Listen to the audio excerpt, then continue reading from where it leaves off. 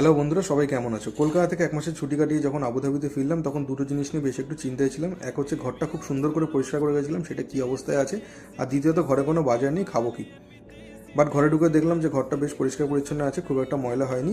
আর দুপুরের খাবারের জন্য মায়েরা দেশ থেকে কিছু রান্না করা খাবার দিয়েছিল, সেটা দিয়ে দুপুরটা চালিয়ে নিয়েছি। রাতে ডিনারের জন্য বাজার না করলে না খেয়ে থাকতে হবে, তাই জন্য সবাই মিলে চলে গেলাম বাড়ির সামনে সব থেকে বড় ইন্ডিয়ান সুপার মার্কেট লুলুতে। সেখানে গিয়ে কিছু আমরা বাজার করে নিয়েছি। আর যেই জিনিসগুলো বাজার করেছি সেগুলো এখানে প্রথমে একটু ওয়েট করিয়ে প্রাইসটা করিয়ে নেবো, নাহলে বিল করানো যাবে না। তো আমরা যে জিনিসগুলো কিনেছিলাম সেগুলো সমস্ত কিছু ওয়েট করে প্রাইসটা করানো হয়ে গেছে। এবার একটু বিলিং কাউন্টারের দিকে যাব। বিলিং কাউন্টারে যাওয়ার সময় দইয়ের কাউন্টারটা একটু দাঁড়ালাম, দেখলাম বেশ বিভিন্ন রকমের ফ্লেভার দই সাজানো রয়েছে, আর কিছু টক দইও ছিল। তো আমরা একটা টক দই নিলাম, যেটার উপরে একটা মোটা সরের লেয়ার পড়েছিল। দেখে বেশ খেতে ইচ্ছা করলো, তাই এই দইটা নিয়ে খেয়ে দেবো কেমন লাগে। একটা বড় কাতলা মাছ নিয়েছি, সেটাকে একটু মেশিনে কাটিয়ে নিলাম। আর যাওয়ার আগে একটা লেমন ড্রিঙ্ক খেতে খেতে বাড়ির দিকে রওনা দিলাম। তাহলে সবাই ভালো থেকো, সুস্থ থেকো, দেখা হবে নেক্সট কোনো ভিডিও।